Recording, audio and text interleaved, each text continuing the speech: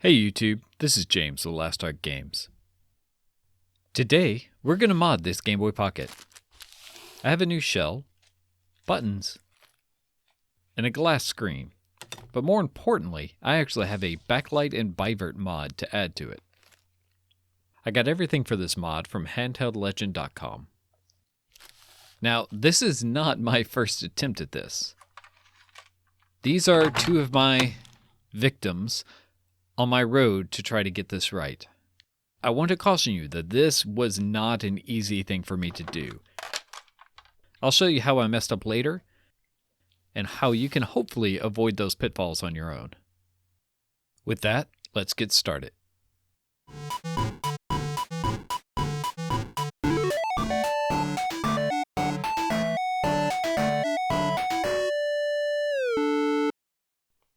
The first thing we need to do is disassemble the Game Boy Pocket and remove the motherboard and screen from the shell. We'll remove 6 screws from the back and lift off the shell.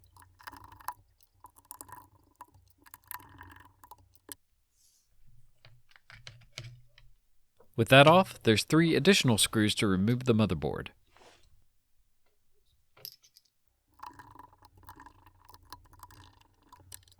I'm going to lift these 2 white tabs for the screen ribbon cable.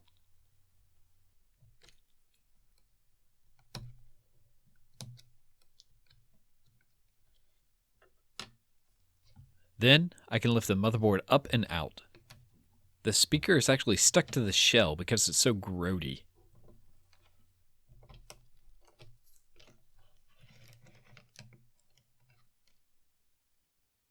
With the motherboard out of the way, I can remove the silicon pads and buttons.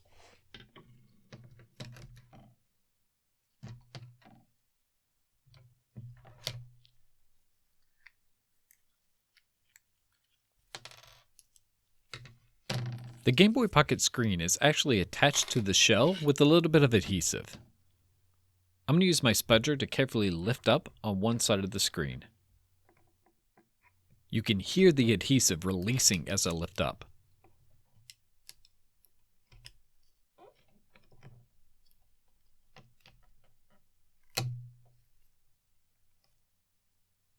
Now that I have the screen out, here's the part where I actually have to start being really careful. We have to remove the back reflective screen and polarizing filter, but we have to be very careful of the ribbon cable on this screen while we do so. Here's one of the screens from one of the Game Boys I've already ruined. Essentially what happened with my first 2 attempts is I flexed this ribbon cable a bit too much, either one way or the other. When you do that, it actually breaks some of the connections of this ribbon cable, and you get vertical lines on the screen that you just can't fix on the Game Boy Pocket like you can easily on the original Game Boy. So if you are going to attempt this mod, be very careful with this ribbon cable and try to keep it flat and still.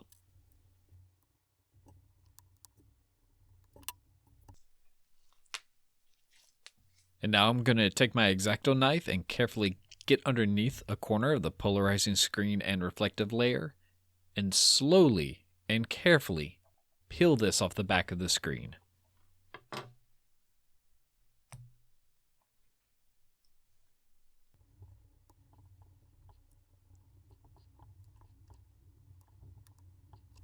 I'm trying very hard here to keep this ribbon cable flat and stable so I don't ruin another screen.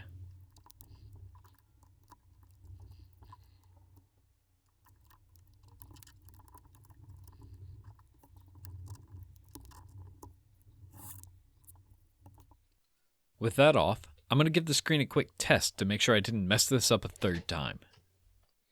With the new polarizing film, you can see that the screen actually still works. I didn't mess this one up.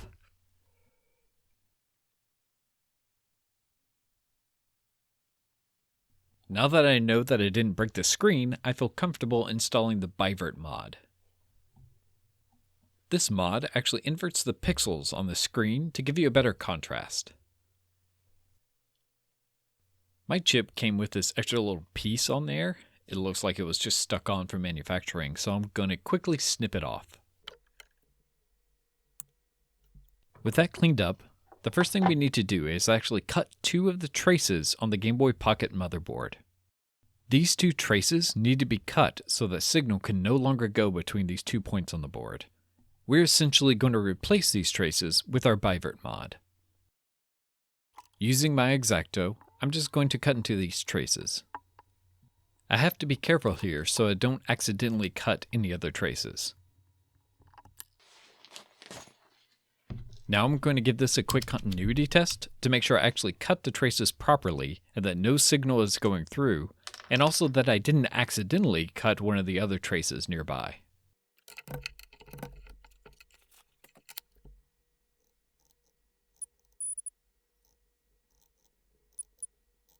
And everything looks good.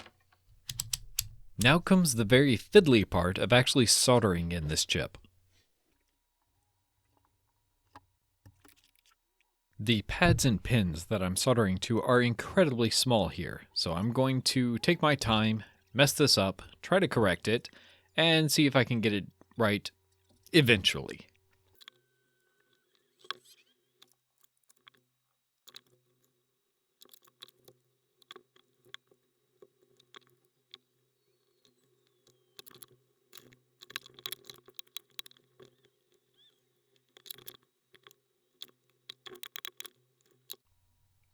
I'm going to do another quick continuity test to make sure these are soldered correctly and I don't have any shorts.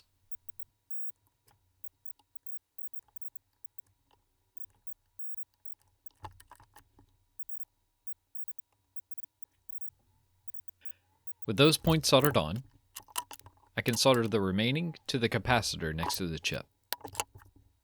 And like that, we have the Bivert chip installed. Not necessarily difficult, but definitely very fiddly. With the Bivert chip done, let's go ahead and prep our backlight. I'm just going to tin the pads and add my positive and negative wires.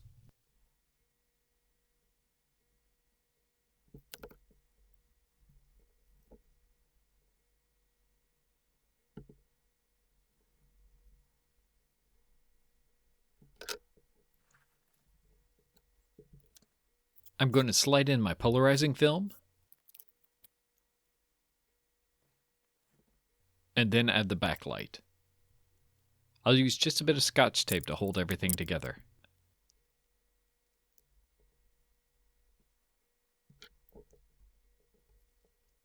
I'll reconnect the screen to the motherboard.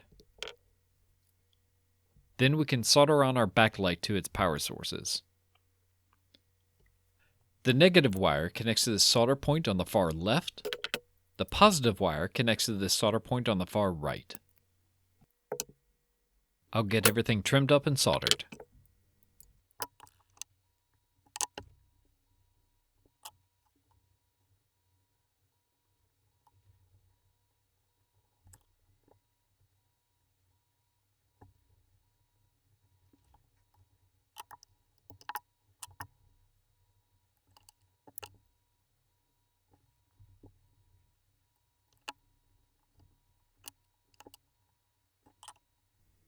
I'll try to tuck these wires a little bit, and then we have our backlight installed. And let's go ahead and reassemble.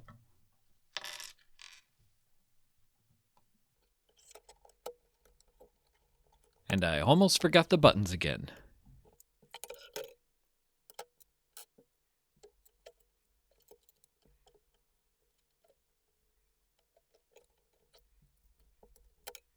I'm a little disappointed in this power switch I got from Handheld Legend.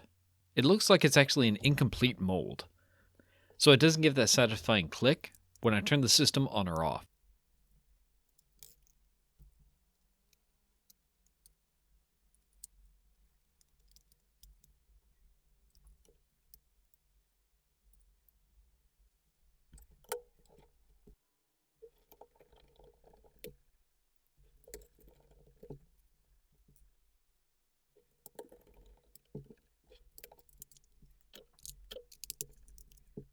I wanted to give the Game Boy a quick test to make sure everything's working as expected. Let's try Rugrats Time Travelers. And the Nintendo logo is garbled and the game is not loading. I know both this Pocket and game work because I actually tested them before I even began this entire mod. So something was messed up along the way. Let's take everything back apart and give it another look.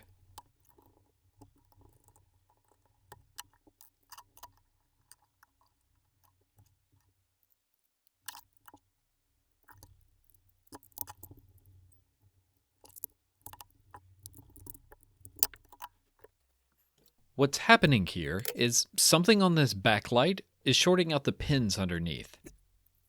To fix this, I'm just going to take a piece of Scotch tape and cover these pins.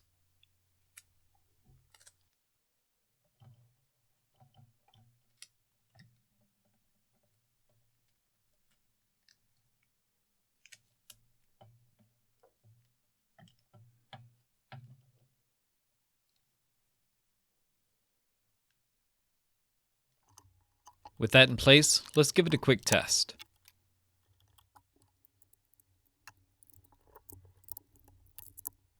And it works just as expected.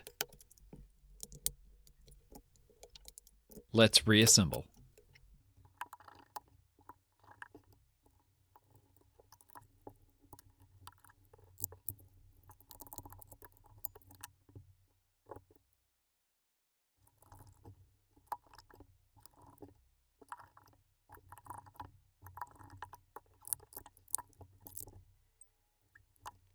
I'm going to give the screen underneath a quick clean so that I don't have any dust or smudges between my new front screen and the actual display itself. Now it's time to add our new glass screen.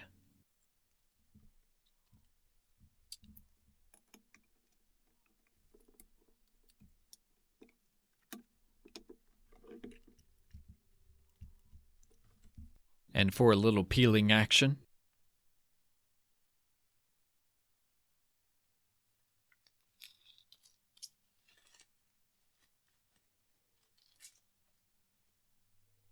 so I thought I was done, but you can actually see the backlight bleeding out a little bit.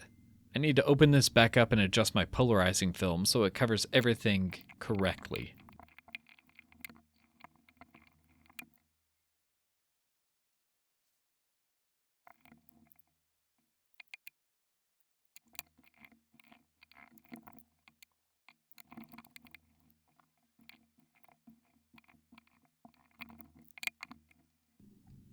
Okay, we'll pretend that never happened, and here it is, the completed Game Boy Pocket. Wait, I forgot one more thing. The handheld legend case actually came with the new replacement sticker for the back. Let's go ahead and get that placed as well.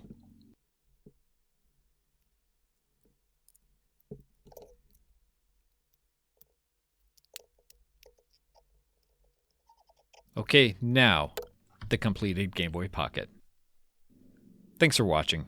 If you enjoyed this video, please give it a thumbs up, and consider subscribing for more.